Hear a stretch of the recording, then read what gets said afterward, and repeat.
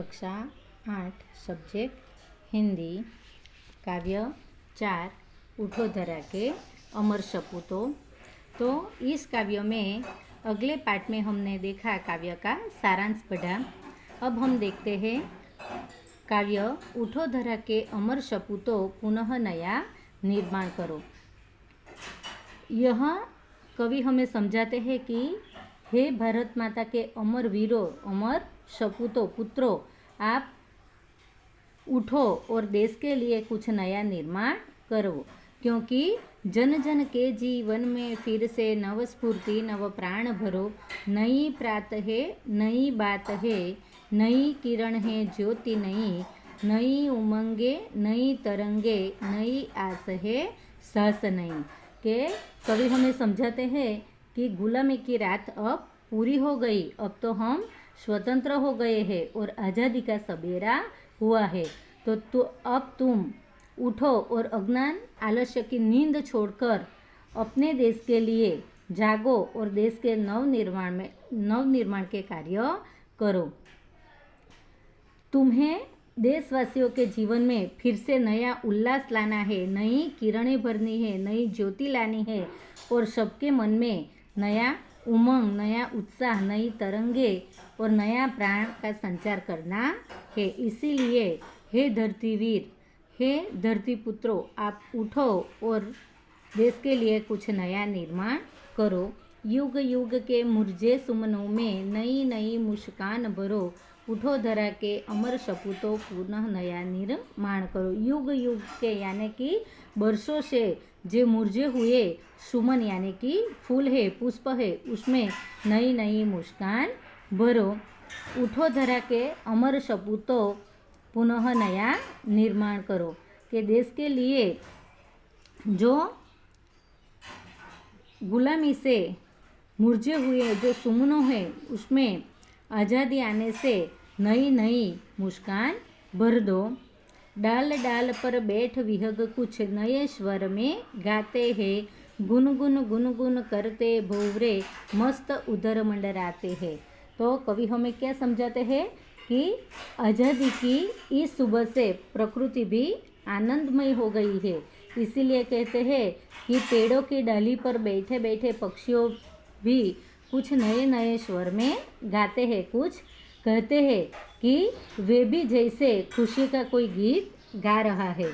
नए नए स्वर में हमें खुशी से कुछ कह रहे हैं और बागों में भंवरे जिस तरह गुंजार करते हैं, मस्ती में मंडरा रहे हैं, उसी तरह हे देशवासियों के सपूतों, स्वतंत्रता के बाद देश में नया युग आया है।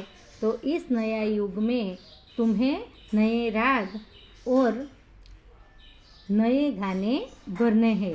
इसीलिए कहते हैं नवयुग की नूतन वीणा में नया राग नव गान भरो।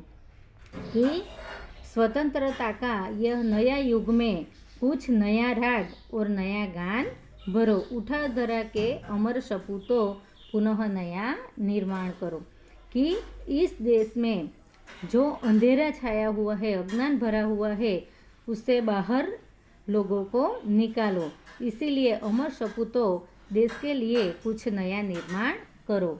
कली कली खिल रही इधर वह फूल फूल मुस्काया है। धरती माँ की आज हो रही नई सुनहरी काया है। कि इस कली कली में यानी कि उद्यान में जो कलियाँ खिल रही है और प्रत्येक फूल मुस्का रहे हैं, तो सारे देश में स्वतंत्रता के सूर्य का जो किरण है वो भी प्रकाश फैला हुआ है। ऐसा लगता है कि जैसे धरती माँ की आज हो रही, आज ही धरती माँ के लिए नई सुनहरी काया आई है। काया यानी कि शरीर। नूतन मंगलमय ध्वनियों से गुंजित जग उद्यान करो। उठो धरा के अमर सपूतों पुनः नया निर्माण करो। कि हमें क्या बताते हैं कि आज भारत माता का शरीर यानी कि काया सुनहरा हो रहा है। हे देश के सपूतों, तुम्हें अपनी मंगलमयी वाणियों से यानी कि ध्वनियों से और संसार रूपी इस उद्यान को गुंजित करना है। गुंजित जग उद्यान करो, इस संसार रूपी जग को गुंजित करना है। सरस्वती का पावन मंदिर शुभ संपत्ति तुम्हारी है।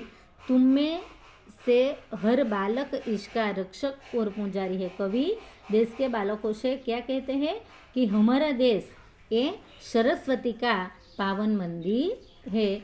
यहाँ की कल्याणकारी सारी विद्याएं ही और सारी संपत्ति ये तुम्हारी है। तुम में से प्रत्येक बालक, प्रत्येक व्यक्ति इसका रक्षक और पुजारी है। तुम में से प्रत्येक बालक इस विद्या मंदिर का रक्षक है।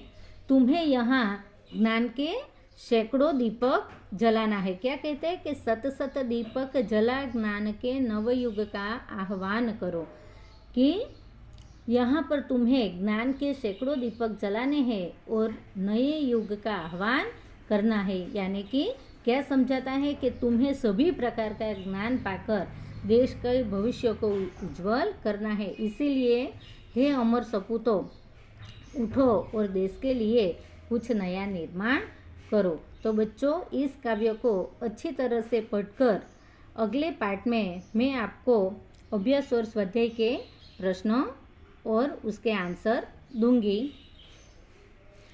हिंदी की नोट में अच्छे से सुंदर अक्षरों में लिखना है।